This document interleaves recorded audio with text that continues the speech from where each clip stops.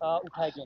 देखिए, परसों हिमाचल राज्य के अध्यापक संघ का एक शिष्टमंडल माननीय मुख्यमंत्री सुखविंदर सुक्खू जी से और माननीय शिक्षा मंत्री रोहित ठाकुर जी से और सचिव शिक्षा राकेश कंवर जी से मिला।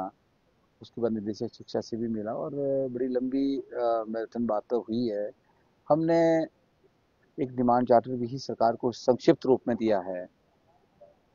और सबसे पहले तो हमने माननीय शिक्षा मंत्री, माननीय मुख्यमंत्री और माननीय हमारे जो वर्दी सेक्रेटरी एजुकेशन है, निदेशक शिक्षा है, और सबके प्रयासों से और हिमाचल प्रदेश के शिक्षकों की कड़ी मेहनत से जिस तरह से हिमाचल प्रदेश कहीं 21वें पैदान पे शिक्षा के क्षेत्र में चला गया था, तो नेस का जो सर्वे हुआ है उसमें हमारे को बहुत बड़ी एक उपलब्धि हासिल हुई है। हम 5वें स्थान पे आए हैं। एक गौरव हिमाचल का लौटा है शिक्षा के क्षेत्र में। जैसे हिमाचल जाना जाता था, उस क्षेत्र में हम सब ने मिलकर मेहनत की। उसका अगर असली श्रेय देना चाहूं तो मैं वो माननीय शिक्षा मंत्री को देना चाहूंगा वास्तव में। क्योंकि मेरे 26 साल के इतिहास में मैंने कभी नहीं देखा कि कोई शिक्षा मंत्री पूरे पूरे दिन 11 बजे से 7-7 बजे तक जो है हर महीने जो है शिक्षा विभाग की बैठकें लेता हो, फीडबैक बैठकें लेता हो, उसके ऊपर मंथन करते हो। तो ऐसे शिक्षा मंत्री जिन्होंने शिक्षा के क्षेत्र में बहुत अभूतपूर्व कार्य किया है। और उसी तरह से हमारे शिक्षा सचिव भी है, बहुत ही जिसको बहुत बड़े एक एजुकेशनिस्ट है। उनका भी शिक्षा के क्षेत्र में बहुत बड़ा योगदान है, बहुत रुचि है, वो भी रिफॉर्म्स लाने का प्रयास कर रहे हैं। उससे ऊपर हमारे माननीय मुख्यमंत्री है, जो जिस तरह से उन्होंने डायरेक्टरेट ऑफ स्कूल एजुकेशन की एक बहुत बड़ी सोच रखी और बहुत बड़ा डिसीजन लिया। इस सब की मेहनत से जो है, और उससे ऊपर हमारे शिक्षकों की मेहनत जिन्होंने रात दिन प्रयास किया, और हम आज बहुत सम्मानजनक स्थिति में। मैं सभी को, पूरी सरकार को, पूरी मशीनरी को, पूरे शिक्षक समाज को, पूरे शिक्षकों को इसकी बधाई देना चाहता हूँ। हमने बधाई दी सबसे पहले सरकार को। उसके बाद हमने बहुत सारे मुद्दों पर मंथन किया। जो शिक्षा के क्षेत्र के मुद्दे थे वो हमने शिक्षा मंत्री जी से मंथन किया। उन्होंने सारी उस एक एक बात को माना, और उन्होंने ये भी कहा कि बहुत जल्दी 17 तारीख के बाद हम आपके साथ जो एक एजेंडा बैठक करेंगे, जिसमें एक एक करके इन मुद्दों के ऊपर हम जो है डिपार्टमेंट से फीडबैक लेंगे और इसको अमली जमा पहनाने का प्रयास करेंगे। और वो मुद्दे क्या थे वो मैं थोड़ा सा आपके बीच रखूंगा उन मुद्दों को। उसके बाद हमने शाम को माननीय मुख्यमंत्री से बात की। उनके साथ काफी लंबी बैठक हुई और उसमें हमारे बहुत से मुद्दे थे।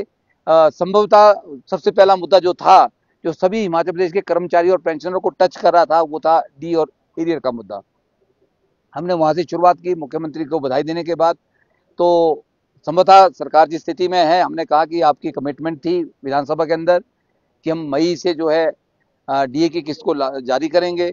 वो दुर्भाग्यवश आज तक भी नहीं हुई। हमने वो बात मुख्यमंत्री को दोहराई। शायद बहुत कम कर्मचारी नेता और संगठन इस बात को स्पष्ट तौर पे बोलने की हिम्मत रखते हैं। हमने बात मुख्यमंत्री के ध्यान में लाई और मुख्यमंत्री ने इस बात के ऊपर गौर फरमाया। उन्होंने अपनी जो सरकार की वित्तीय स्थिति थी उसको सामने रखा। उन्होंने कहा कि जिस स्थिति में आज हम चल रहे हैं उस स्थिति में आप सबसे छुपी नहीं है।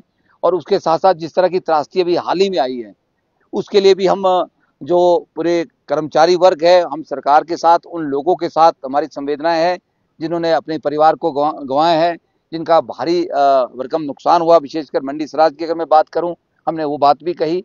तो उस सब परिवेश के मद्देनजर माननीय मुख्यमंत्री ने, जब हमने डीए की मांग की कि हमें तुरंत ज्यादा नहीं तो एक किस्त और एक एरियर की जो 2 बकाया राशि हमारी उसको जरूर दे, कर्मचारी यही बात करे, हर जगह यही चर्चा चल रहा है। मैंने स्पष्ट शब्दों में कहा। मुख्यमंत्री महोदय ने सुना और उन्होंने बात को कहा कि आज जो स्थितियां हैं, थोड़ा सा आप हमें कॉपरेट करो। और मैं अपनी कमिटमेंट से नहीं मुकर रहा हूं, और मैं अगस्त महीने तक आप मुझे समय दो, मैं अगस्त में आपको डीए की किस्त जारी करूंगा।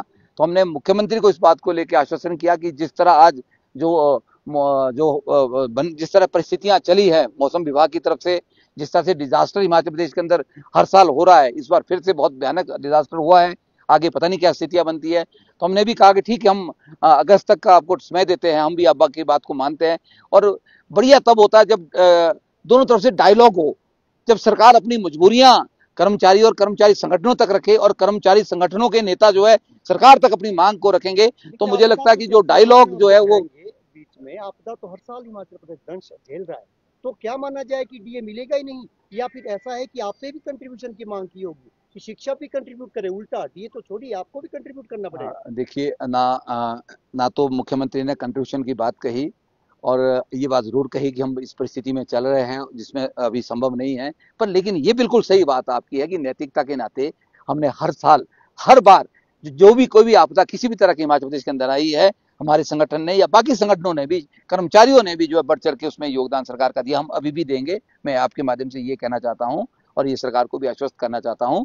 लेकिन जो बात डीए की आपने कही, डीए एक चरणबद्ध तरीके से दी जाने वाली एक महंगाई भत्ते की किस्त है जो कर्मचारियों को, पेंशनरों को मिलती है, उसके लिए बिल्कुल सही कहा, आपदा चलती रहेगी पर वो भी अपनी तरह उसकी भरपाई भी करना जरूरी है। लेकिन जब मुख्यमंत्री ने बात कही कि मुझे अगस्त तक का टाइम दे दो, मैं अगस्त में जरूर आपको अदायगी करूंगा, तो हम इस बात से सहमत है और हम फिर से, जहां इतना लंबा समय हो गया, 1 महीने का समय फिर देंगे। इसलिए हम कर्मचारियों को बात स्पष्ट कहना चाह रहे हैं कि हम आपकी मांगों को समय समय पर, जो चाहे फाइनेंशियल मांगे है, चाहे कोई और एडमिनिस्ट्रेटिव मांगे, उसको सरकार तक बखूबी पहुंचाते हैं। और उसके बाद जो हमारी कुछ मांगे शिक्षा की क्षेत्र की थी, जो पेंडिंग थी, उसको जिसमें बहुत प्रभावित हमारे जो हमारे टीचर्स हो रहे थे या बच्चे हो रहे थे, उसको लेके भी हमने बात की है। हमने एक बात की है कि हमारे बच्चे प्रभावित हो रहे हैं, हमारी बहुत सी पोस्टें खाली चल रही है, हजारों में पोस्टें खाली चल रही है, 2 साल से हमारी प्रमोशन नहीं हुई। शिक्षा मंत्री से भी वो बात हुई, शिक्षा सचिव से भी, माननीय मुख्यमंत्री ने भी बहुत गहराई से सुना, उस बात को बहुत ध्यान से सुना। उन्होंने कहा कि हम जुलाई मंथ में जो है सारी प्रमोशनें करने का प्रयास करेंगे। मैंने यहाँ तक बात कही कि 900 पद जो है हमारे रिक्त चल रहे हैं, 900 के आसपास पद जो हमारे प्रधानाचार्य के रिक्त चल रहे हैं, जिसमें 650 पद तो मुख्याध्यापकों से जो प्रधानाचार्य बनने उनके हैं। तो इस तरह से सारी भर्तियों को, जो सारे पदों को जो है उनके कोटे के आधार पे जो है सभी को जो है पूरा करके भरा जाए, कोई खाली ना रहे। जो नई रिक्रूटमेंट है उसके लिए सरकार प्रोसेस करे। बैच वाइज भर्तियों की बात हुई है तो सरकार ने माना है कि हम लगातार इसमें प्रयास करें, बहुत सी भर्तियां की भी है, उसके लिए भी हम सरकार का धन्यवाद करते हैं। एक और बात हमने जो कही, आजकल एक बड़ी दिक्कत हमारी टीचर्स को आ रही है, अनसर्टेनिटी है। 30 किलोमीटर के दायरे में क्लबिंग हो रही है, तो कोर्ट से आदेश आ रहे हैं, हर टीचर, कोई टीचर्स अपने आप को सुरक्षित महसूस नहीं कर रहा। हालांकि सरकार ने ट्रांसफर बंद कर दी है, कोर्ट के आदेश आ रहे हैं कि हाँ, जो कोर्ट में जाता है उसको बोलता है कि भाई कोई भी टीचर दूसरे टीचर के खिलाफ स्टेशन दे देगा, ये आज क्लबिंग में लोग है जी, और उसमें आदेश हो रहे हैं। तो हमने कहा कि इस क्लबिंग, क्योंकि 30 किलोमीटर बहुत बड़ा रेडियस है हिमाचल की बात करें तो, आप लोगों ने क्या डिमांड हमने बोला कि इसको 15 से 20 किलोमीटर कर दिया जाए। जो शहरी क्षेत्र, जैसे हमीरपुर की बात है, तो वहाँ 30 किलोमीटर तो पूरा जिला ही खत्म हो जाता है, तो वहां 15 किलोमीटर कहीं रखे, पहाड़ी में 20 रखे। इस तरह से हमने उसकी मांग की, वो बात मुख्यमंत्री ने मानी, शिक्षा मंत्री ने भी कहा कि बिल्कुल सही बात है, इसको हम रिव्यू करेंगे। उसके साथ साथ हमने और बात, क्या व्यवस्था है, आप लोग क्या चाह रहे अभी हैं, क्या व्यवस्था है उसका भी जिक्र करते अभी 30 किलोमीटर के रेडियस में जो है ट्रांसफर हो रही है। होने को तो 10 किलोमीटर में भी हो रही है, 2 किलोमीटर हो रही है, पर लेकिन जब आप क्लबिंग से नोट लाएंगे तो क्लबिंग के आधार पे जो है कोई भी टीचर जो 30 किलोमीटर अंदर उसका स्टे नहीं तोड़ता है। तो ये चीज है। हमने एक एसीआर को लेकर बात की थी, हमारी हर साल प्रमोशन एसीआर की वजह से रुक जाती है, एसीआर नहीं होती है। हमने बोला हमारा जो पीआईएमएस जो है वो, उसमें सारी ऑनलाइन हमारी सर्विस बुक होती है। तो पीएफएमएस पोर्टल पे जो है, अगर सब कुछ पीएफएमएस पे हमारी ऑनलाइन सर्विस बुक है, तो एसीआर भी उसके ऊपर ही डाल दी जाए, और वहीं से जब मर्जी किसी की एसीआर देखनी है तो बात खत्म हो जाएगी, एसीआर मांगने की जरूरत नहीं पड़ेगी बार बार। तो ये एक बड़ा अच्छा इस पे विभाग काम भी कर रहा है। तो ये, इस बात को भी उन्होंने माना है, हमने ये बात भी कही है। और कुछ और जो छोटी छोटी बातें हमारी थी उसको लेके भी हमने बात की है। जैसे रेशनलाइजेशन की बात हो रही है, अभी बहुत से स्कूल हमारे टीचर्स को एक स्थान से दूसरे स्थान तक पोस्टें खत्म कर दी गई, उसके ऊपर खुल के चर्चा हुई है। उसमें जो हमारे न्यू एजुकेशन पॉलिसी है उसके दायरे में काम हो, हम ये बात कह रहे थे। एक अभी सर्कुलर विभाग का आया था जिसमें कहा था कि 100 के बच्चों के ऊपर एक पोस्ट दी जाएगी, उसमें जो है लेक्चर्स के लिए 100 से ऊपर होगा तभी दूसरी पोस्ट दी जाएगी। तो हमने बात कही थी कि एनईपी जो है 1:60 की रेशो की बात करता है लेक्चर्स के लिए, और टीजीटी और बाकी टीचर्स के लिए 1:40 की रेशो की बात होती है उसमें। तो अगर 100 की बात करें, 100 के बच्चों के बैठने की व्यवस्था तो हमारे पास है ही नहीं है, क्लासरूम कोई नहीं, कोई ऐसा क्लासरूम ही नहीं स्कूल के अंदर होगा। और मजे की बात है, अगर क्लासरूम होगा भी तो पढ़ाया नहीं जा सकता, तो 50-60 बच्चों से ऊपर के सेक्शन नहीं हो सकते हैं, तो उससे क्वालिटी भी भारी घटेगी। तो उसके ऊपर हर स्तर पे शिक्षा सचिव जी ने भी इस बात को माना है, सुना है, और मंत्री जी ने भी, और सीएम साहब को भी हमने इस बात को रखा है। इस बात को लेकर हमने बात की थी। तो ये कुछ मुद्दे थे। और हमने एक बात और बड़ी कही थी कि अब बैठकों का दौर जो है, जिस तरह शुरू में भी कह रहा था कि कर्मचारी संगठनों से डायलॉग होना चाहिए। 2.5 साल में तो हुआ नहीं, तो क्या यस, आप ही उनके पास जाएंगे कि सरकार भी आप देखिए तक आएगी, या दोनों के बीच कोई देखिए कोऑर्डिनेशन देखिए उम्मीद देखिए करें कि वार्ता होगी, मैंने या एक तरफा ही मैंने संवाद होगा? पहले भी बात कही। 2026 में तो देखिए नया पे कमीशन भी आ देखिए, जाएगा, एक बात, 16,000 हाँ बिल्कुल, एक पहले जेसीसी का दौर होता था, एनजीओ का दौर होता था, वो दौर मुझे लगता है बहुत समय से खत्म हो चुका है। मैं उसकी भी जरूर बात करूंगा। उसके साथ साथ हम, जब हमें लगा कि जो ये एनजीओ है वो इतनी स्ट्रांग नहीं रही, कैटेगराइज हो गई है, अपने आप में डिपार्टमेंट का दायरा बढ़ गया है, तो हमने एक प्रयास किया था। आपको पता है कि मैंने संयुक्त कर्मचारी महासंघ बनाया था इसी परिप्रेक्ष्य से, जो हमने डॉक्टरों को भी जोड़ा, यूनिवर्सिटीज को भी जोड़ा, प्रोफेसर को भी जोड़ा, उसमें हर तरह के डिपार्टमेंट को, बोर्ड को भी, निगमों को भी जोड़ा है।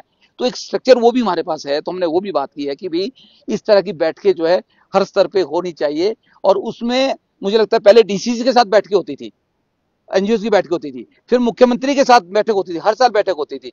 तो वो परिप्रेक्ष्य थोड़ा सा खत्म हो गया है। उस दौर में हम फिर बात कर रहे हैं कि देखिए डायलॉग नहीं होगा तो रिजल्टमेंट बढ़ेगी, उससे सरकार की मुश्किलें बढ़ेगी और उससे एक विरोध भी होगा, कर्मचारी की नाराजगी भी बढ़ेगी। डायलॉग हो, जैसे हमने कहा, मुख्यमंत्री ने अपनी बात कही कि ये दिखते हैं अगले महीने तक हो जाएगा, हम आपको डीए देंगे, एक महीने रुक जाओ, हमने उस बात को मान लिया। देखिए कर्मचारी सरकार की रीढ़ की हड्डी है, कर्मचारी सरकार का अभिन्न अंग है, कर्मचारी सरकार से बाहर नहीं जाता है। सरकार कोई बात कहेंगी, सरकार मुखिया मायूं कोई बात कहेगा तो हम उस बात को बढ़ रहे हैं, छुट्टियों का आनंद लिया जा रहा है, लेकिन मुद्दे तो सॉल्व हो नहीं रहे। देखिए छुट्टियों का आनंद लिया जा रहा है, ये जो बड़ी साफ सी बात है। बहुत से संगठन है, उससे उससे हमें फायदा नहीं हुआ। जितने संगठन हमारे बड़े हैं उससे हमें नुकसान हुआ है, और वो सरकारों की भी और विभागों की सोची समझी साजिश है। और हमारे जो कर्मचारी नेता है उसका शिकार हो जाते हैं। वो कहीं अपने आप को एक अच्छा बनने के चक्कर में है कि चल डायरेक्टर के साथ या मंत्री के साथ हमारी या विभाग के अध्यक्ष के साथ हमारी बैठकें हो जाएगी या बात हो जाएगी, फोटो खींच जाएगी, उस चक्कर में हमारा नुकसान हुआ। ये बात सही है। बहुत ज्यादा संगठन होने से मुद्दे हल नहीं होते हैं। मुद्दे हल होने के लिए आपके पास मास होना चाहिए, ताकत होनी चाहिए, पीछे आपके पास एक बहुत बड़ा जो है वो संगठन होना चाहिए। उसी तरह एक बड़ी बात मैंने, और मैं आपको कहूं तो, मैं हमने एक जो भी स्कूल सिस्टम हमारा जो उसमें रिफॉर्म्स हुए थे, जो रिस्ट्रक्चर हुआ था डायरेक्टर ऑफ स्कूल एजुकेशन, वो मुद्दा हमने बड़े प्रमुखता से कल उठाया था परसों। मुख्यमंत्री ने इस बात को बहुत गहनता से सुना। मैंने कहा 2004 में डायरेक्टर ऑफ एलिमेंट्री एजुकेशन बना था, डायरेक्टर ऑफ सेकेंडरी एजुकेशन बना था प्राइमरी से। 2004 से लेकर 2025 तक वही स्ट्रक्चर चाहा, वो स्कूल लेवल तक नहीं उतर पाए। और यही वजह है कि आज हम 21वें स्थान पे थे और हमारी क्वालिटी डिग्रेड हुई, हम उस पर यूनिफॉर्मिटी नहीं ला पाए। तो जरूरत पड़ी कि हम बार बार इस मांग को रखते थे कि स्कूल को जो है एक छत के नीचे लाया जाए, उसको यूनिफॉर्म किया जाए, उसको एक इकट्ठा स्ट्रक्चर क्लब किया जाए। आपने किया, बहुत अच्छी बात है, उसके लिए बताया। तो इसका विरोध देखिए विरोध करने की, जहां पर आपको बेटरमेंट की बात करनी हो तो मुझे लगता है उसमें किसी को नुकसान भी नहीं होना चाहिए, नुकसान उनको है भी नहीं है। और उनके पदों की बात हम बार बार कह रहे हैं, उनके पद बने रहने चाहिए। पर लेकिन अगर आपने डायरेक्टर ऑफ स्कूल एजुकेशन का फट्टा यहाँ लगा दिया, मैंने तो कल बड़े खुल के बात की परसों, और आप स्कूल लेवल तक उसको नहीं ले पाए, डिप्टी डायरेक्टर तक नहीं उतार पाए नीचे उसको, तो उसका कोई फायदा नहीं होगा। वो यूजलेस एक्सरसाइज है। अभी डायरेक्टरेट के अंदर बहुत लंबी चौड़ी एक्सरसाइज हो रही है, शफलिंग ही हो रही है, तब से लेकर जो है कौन कहाँ बैठेगा, कौन कैसी जगह, कौन ब्रांच कहाँ रहेगी, उसी में अभी विभाग उलझा हुआ है। अगर इसका फायदा स्कूल लेवल तक नहीं होगा, अगर इसको पहली से 12 तक के सिस्टम को, पहली से 10 तक के सिस्टम को इकट्ठा नहीं किया गया, तो मुझे लगता है कोई फायदा इसका नहीं होने वाला है। तो ये सारी एक्सरसाइज बेकार हो जाएगी। ये बात माननीय मुख्यमंत्री और शिक्षा मंत्री ने कल परसों मानी है। उन्होंने कहा कि ये बहुत ही वैलिड बात है कि जब तक हम जिसके काम के लिए हम इस प्रोसेस को चला रहे हैं, अगर उसका रिजल्ट उस तरह से नहीं आएगा तो कोई फायदा होने वाला नहीं है। और भी ऐसे कई मुद्दे हुए, हमारी 1-2 मुद्दे और भी हुए। लीव इनकैशमेंट की बात हुई है। लीव इनकैशमेंट टीचर्स को जो है 300 मिलती थी पंजाब के पैटर्न पे, और यहाँ पे जो है 300 प्लस, हम 300 प्लस करने की बात कर रहे थे कि 300 प्लस अगर होती है तो उसको भी चढ़ाया जाए। और कुछ मुद्दे थे जो हमने डिस्कस किए है, और उम्मीद करता है कि 17 तारीख के बाद शिक्षा मंत्री के साथ जो हमारी मैराथन बैठक होगी संगठन की, उससे कुछ बातें बाहर निकल के आएंगी। और एक खुशखबरी हमें ये भी मिलेगी कि अगस्त महीने में हमें डीए भी मिलेगा और शायद एरियर भी मिलेगा, ऐसा मेरा मानना है। ये बात मैंने हिमाचल प्रदेश के कर्मचारी और पेंशनरों को कहनी थी, इसलिए मैं आपसे रूबरू हुआ। बहुत बहुत धन्यवाद।